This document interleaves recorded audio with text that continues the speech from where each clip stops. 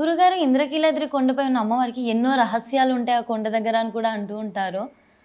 అది ఎంతవరకు నిజం గురుగారు? రహస్యాలంటే అమ్మవారు ఇక్కడ సంచరిస్తుందని ప్రతీది పూర్వం కాలం నుంచి. హుహు. ఎందుకంటే మనకి ఒక 50 ఏళ్ళ క్రితం 48 సంవత్సరాల క్రితం హ్మ్. అమ్మవారికి చీకటి కోనేరు అని ఉండేది. ఏంటది గురుగారు? చీకటి కోనేరు. ఆహా! ఆ కోనేరు ఎప్పుడు చీకటిగా ఉండేది. హుహు. అక్కడ అమ్మవారు స్నానం చేసేదని పూర్వీకులు చెప్పేవాళ్ళు. హుహు. తర్వాత మామూలు కోనేరు కూడా ఉండేది, అమ్మవారి గుడి వెనకే ఉండేది. హుహు. అంటే 4 కోనేరులు ఉండేవట. హ్మ్. కాలక్రమంలో అవి ఉత్తరం తూర్పు వైపు కూడా అంతా నివాసాలు వచ్చి ఆక్రమణ చేత మనకి తర్వాత 80ల్లో 80 వరకు కూడా మనకి 2 కోనేరులు అయితే ఉండేవి గుడి మీద.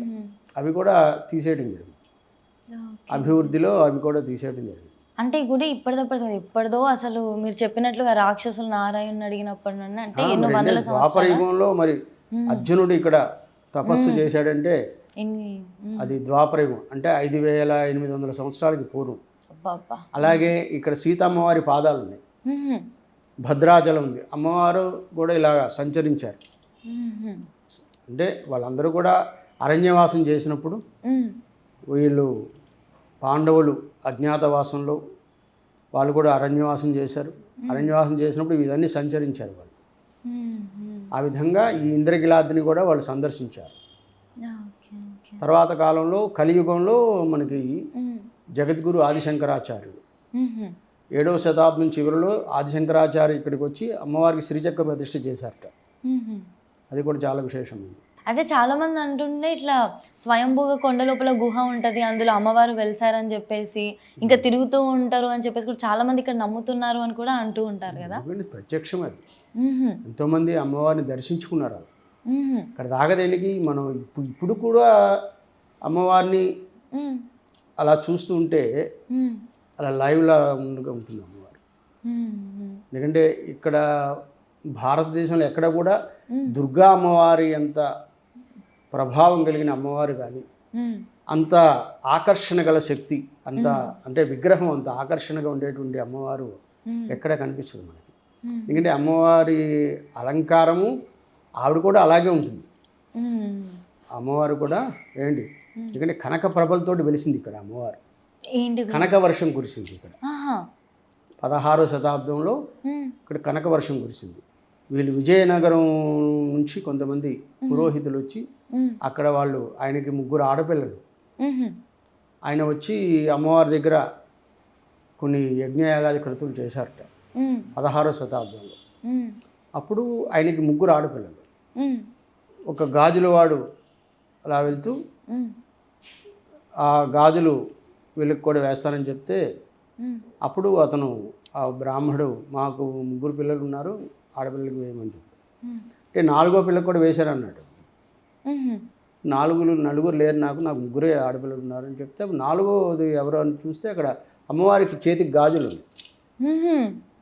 అమ్మవారు కూడా గాజులు వేయించుకుంది అన్నమాట. అందుకనే అప్పటి నుంచి అమ్మవారికి గాజులు ప్రాశస్త్యం ఎక్కువ. అమ్మవారి గాజులు వేసుకోవటం అవన్నీ కూడా ముత్తైదు లక్షణాలు. సౌభాగ్యవతులుగా ఉండాలని సౌభాగ్య విద్య కూడా అమ్మవారికి ఉంది. అందుకని ఆ సౌభాగ్యం కోసం ఇక్కడ అమ్మవారి దగ్గర చీర ఇవ్వటం, ఆ చీర తీసుకొని వాళ్ళు కట్టుకోవటం ఏంటి, అలాగే గాజులు అమ్మవారి దగ్గర పెట్టిన గాజులు వేసుకోవటం, అమ్మవారి గాజుల కోసం ఎంతోమంది తాపత్రయపడుతుంటారు. అది అందుకని ప్రతి సంవత్సరం అమ్మవారికి గాజులు పండగ జరుగుతుంది. ఎప్పుడు గురుగారు? ఆషాఢ మాసంలో. అంటే అన్నా చెల్లెళ్ళు పండగ వస్తుంది, రాఖీ యమతిథి అని. ఓకే ఓకే, దివాళీ సమయంలో మనకి వస్తుంది. అప్పుడు అమ్మవారికి ఈ గాజుల అలంకారం చేస్తాం, మొత్తం గాజుల అలంకారం ఉంటుంది. ఆ గాజులు అందరికీ పంచిపెడతాం.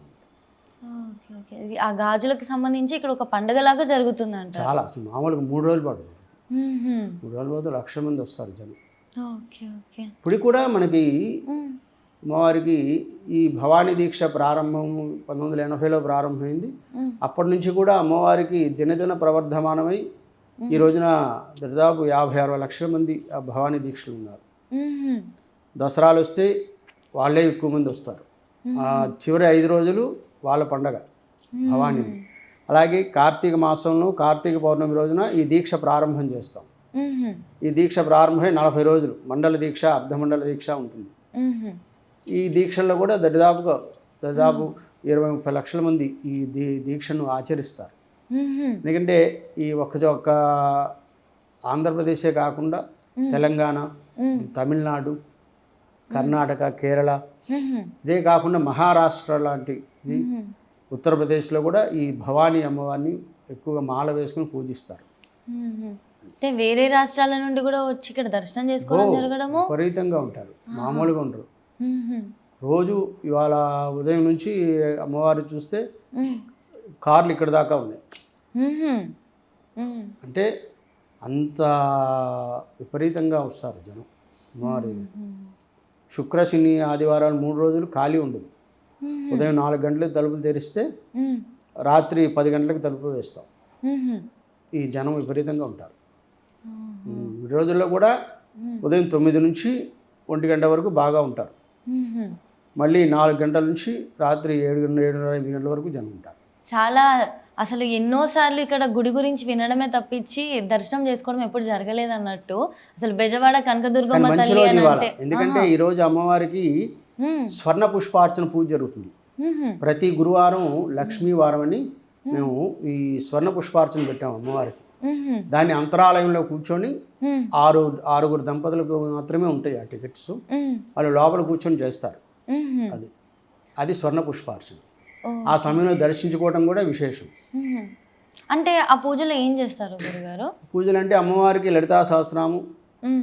అలాగే ఖడ్గమాల, త్రిశతి లాంటి కార్యక్రమాలు చేస్తారు. ఇంకా గురుగారు ఇందాక మీరు చెప్పారు కదా గాజులది పండుగ జరుగుతుందని చెప్పి, అండ్ ఇంకా చాలా మంది కూడా వచ్చి చీరలు పెట్టి అవి తీసుకొని కట్టుకోవడాన్ని కూడా ఎక్కువ ఇంపార్టెన్స్, ప్రాముఖ్యత ఇస్తారు అని చెప్పి, అమ్మవారికి ఇష్టమైన రంగు చీర ఇంకా గాజులు ఏంటి గురుగారు?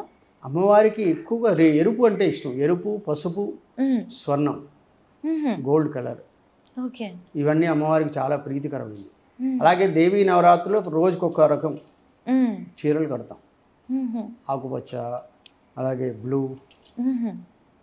ఇలాంటి కూడా 9 రకాల, రోజుకొక రంగు. రోజుకో రకంగా. ఎందుకంటే రోజుకి ఆ దేవీ నవరాత్రుల్లో అయితే రోజుకి ఒక 9 చీరలు మ్మ్. కట్టాల్సి వస్తుంది అమ్మవారికి. మ్మ్. ఒకసారి 20 చీరలు కూడా కట్టాల్సి వస్తుంది ఒక్క రోజులో. ఎందుకంటే అది కూడా వాళ్ళు 3 నెలలు ముందుగా బుక్ చేసుకుంటే అప్పుడు కడతారు అనమాట. మ్మ్. దేవీ నవరాత్రులు అసలు అవకాశం ఉండదు. అన్ని విఐపీస్ ఎక్కువగా వాళ్ళు ఆఫర్ చేస్తారు. ఎందుకంటే రాష్ట్ర ముఖ్యమంత్రి వర్యులు కూడా మ్మ్. మూలా నక్షత్రం రోజున అమ్మవారు ఇక్కడ మూలా నక్షత్రం రోజున ఉద్భవించారు. మ్మ్. అమ్మవారి ఇక్కడ ఉద్భవం జరిగింది మూలా నక్షత్రం, ఓహో, ఓకే. అమ్మవారి జన్మ నక్షత్రం. మ్మ్. అదే సరస్వతీదేవి నక్షత్రం. అవును. అందుకనే ఏంటంటే ఆ రోజు సరస్వతీదేవి అలంకారం ఉంటుంది. మ్మ్.